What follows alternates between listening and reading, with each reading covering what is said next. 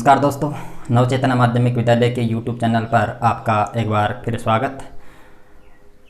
हम संस्कृत व्याकरण के अंदर पढ़ रहे थे अनुवाद को, और आज हम पढ़ेंगे संस्कृत भाषा के अंदर जो हिंदी के वाक्य हैं उन वाक्यों को संस्कृत भाषा में अनुवाद करेंगे।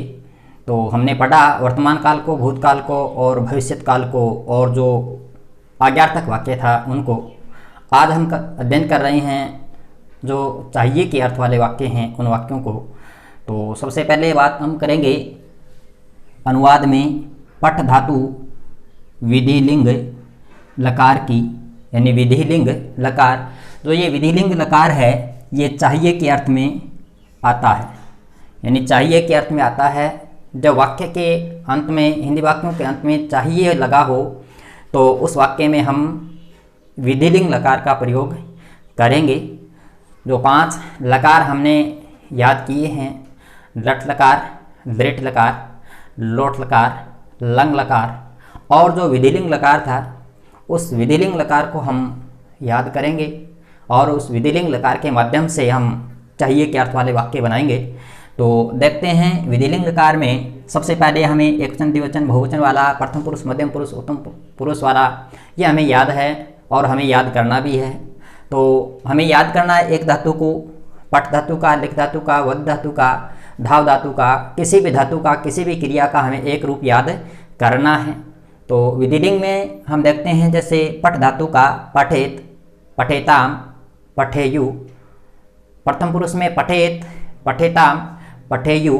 उसके बाद मध्यम पुरुष में पठे, पठेतम, पठेत, पठेतम, पठेत, और उत्तम पुरुष में पठेयम, पठेय, पठेयम। ये हम याद करेंगे। इसमें हमें जो हलंत है इसको हमें ध्यान में रखना है। जो प्रथम पुरुष का एक वचन है उसका पठित हलंत है, और जो मध्यम पुरुष का बहुवचन है उसमें हलंत नहीं है। यह हमें याद रखना है, हमें जहन में रखना है, हमें याद करना है। ये छोटी छोटी जो गलतियां हैं, छोटी छोटी जो अशुद्धियाँ हैं वो हमारे वाक्यों को अशुद्ध कर सकते हैं।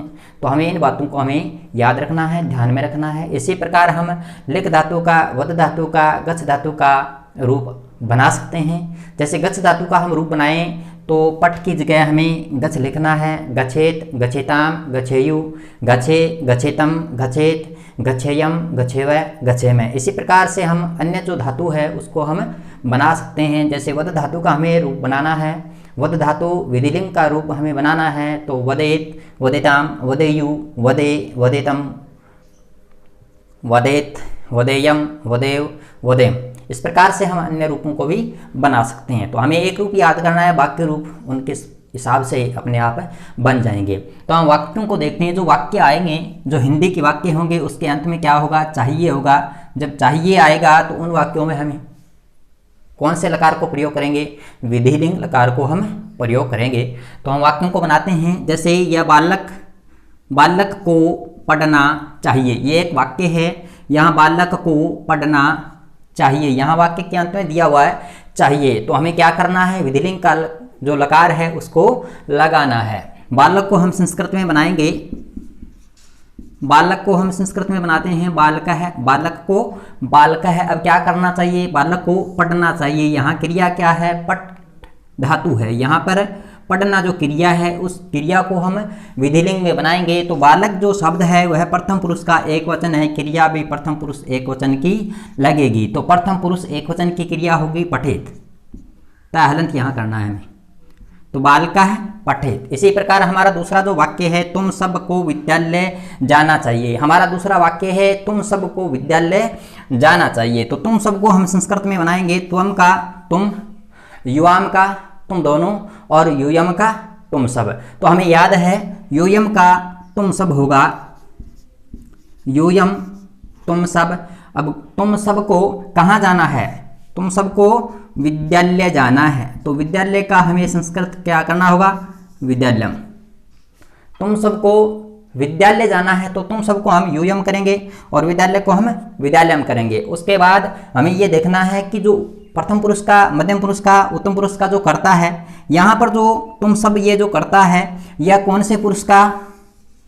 यह है मध्यम पुरुष का जो बहुवचन है, इस मध्यम पुरुष की क्रिया को हमें लगाना है। तो यूयम, त्वम, यम, यूयम, ये मध्यम पुरुष का है। मध्यम पुरुष का जो बहुवचन है, मध्यम पुरुष के बहुवचन की क्रिया हमें लगानी। तो हमें क्या करना, ये जो मध्यम पुरुष है और मध्यम पुरुष की क्रिया वहां पर क्या है, पठेत। यहाँ हमें क्या करना है, जाना। यहाँ कौन सी क्रिया है, जाना। जाना जो क्रिया है उसको संस्कृत में कहते हैं गच्छ। तो हमें क्या करना, हमें गच्छ धातु का रूप बनाना है।